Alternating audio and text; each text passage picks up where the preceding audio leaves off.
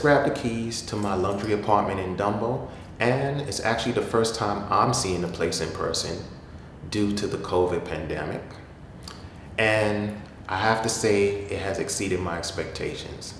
In my humble opinion, it's arguably one of the best views of the Brooklyn Bridge with the New York City skyline as a backdrop. Hands down. Hey everybody, it's Panta, and welcome to the Balancesuite. Today marks a monumental moment. This is episode 1, so thank you for joining me. Now, some of you may be wondering, what exactly is the Balancesuite? The Balancesuite is simply a place that we can embark on a journey together to find and maintain spiritual, intellectual, and physical balance. It also makes for a cool acronym, so from time to time, I may ask you to take a sip, let it brew, and digest some key information. With that being said, today we will look at the importance of finding and creating a space that aligns with your inner peace. Oftentimes, too many of us tend to rely on external factors to bring us joy. This is a very unhealthy perspective. Things like joy, happiness, peace, and fulfillment have to start and come from within. However, if you're one of those people that has already tapped into your inner peace, then certainly an aesthetically pleasing environment could be a great addition to your wellness. So let's take a look at some of the things we need to consider when creating a space. For starters, location, location, location. Where would you like to live? Are you more of a city person or a suburbs type? The next thing we could look at is architecture. Would you like to live in a pre-war building, a new condo development, or for some of you, a good old-fashioned log cabin? Another thing we have to consider, if you have a favorite color, make sure you incorporate it into your space. There's actually research that supports the idea that colors affect our mood. So if this is the case, then we need to surround ourselves with things that uplift us and motivate us.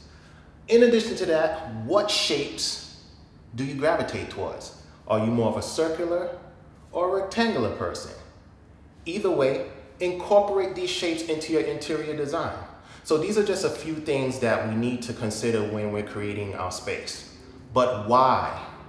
Why is it so important to place so much emphasis on creating a space? Life in itself could be challenging. Pressure to conform to societal standards, if you subscribe to it, could be a daunting task. I mean, just stepping into the world and being faced with so many different types of energy can be extremely, extremely overwhelming. So it's very important that you create a personal space that serves as your sanctuary. Your personal space needs to be a place where you can unwind, rest, and recover. Your personal space should also support tranquility, peace, and serenity. I liken it to someone driving around all day. Eventually, you're going to run out of gas. And the next logical thing to do is to head to a gas station so you can fill up.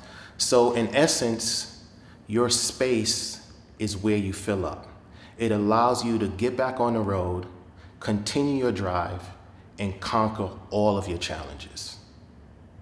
So let me address those of you who are thinking, I know my ideal space, I just can't afford it. So the first thing we need to do is renew our mindset. We're going to replace the pessimism with an optimistic outlook. So, I have not obtained my ideal space yet, but I'm willingly, optimistically, and joyfully working towards it. The second thing we need to do is stop comparing our lives with others. Oftentimes you hear people say, oh, this person is happy because they have money, or of course they could have a happy home. They live in a $100 million penthouse overlooking Central Park. This is presumptuous and inaccurate. If you walked in these circles, you'll discover that there are a lot of financially successful people who have yet to obtain inner peace, and they find themselves feeling depressed or suicidal in their $100 million penthouse overlooking Central Park. So even if you're not where you want to be yet, it's fine for you to have aspirations and be ambitious, but it does become unhealthy when you become obsessive with this lifestyle that you've created in your head to the point where it starts to rob you from enjoying your actual life. So it doesn't matter what space you're in, if you're in a home, a mansion, a room, or even homeless for that matter. You have to train yourself to be content. You have to find the good in everything and learn to work with what you have. See, life is unpredictable and no one knows what the future holds. But the one thing we can do is enjoy the journey. Sip. I just grabbed the keys to my luxury apartment in Dumbo, and it's actually the first time I'm seeing the place in person due to the COVID pandemic. And I have to say it has exceeded my expectations. In my humble opinion, it's arguably one of the best views of the Brooklyn Bridge with the New York City skyline as a backdrop. Hands down. Now some of you are like, shut up, Panta, we just want to see the place. Okay, fine, I hear you. Let's check it out.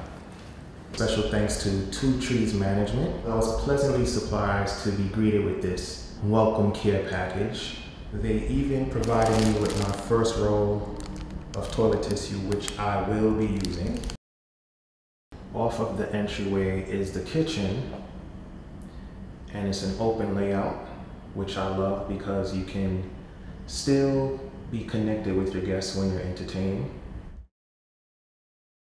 And on this side, the countertops are all stainless steel.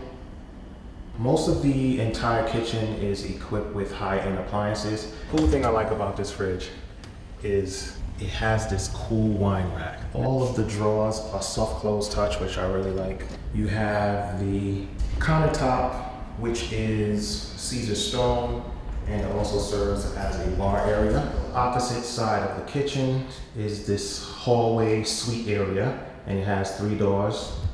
The first door is the laundry closet. The other door is the coat closet. The middle door is the door to the bathroom. The entire apartment is approximately 650 square feet. And for New York City, that's a moderately decent size. I'm a bachelor, the space actually works for me. The floor to ceiling windows actually gives the apartment a more airy feel, and it makes the space feel larger than it actually is. So you have views of the city from the living room and your bedroom. New York is not known for its closet space, so I'm gonna say this is not a walk-in closet, it's more of a step-in. Now, on to the view.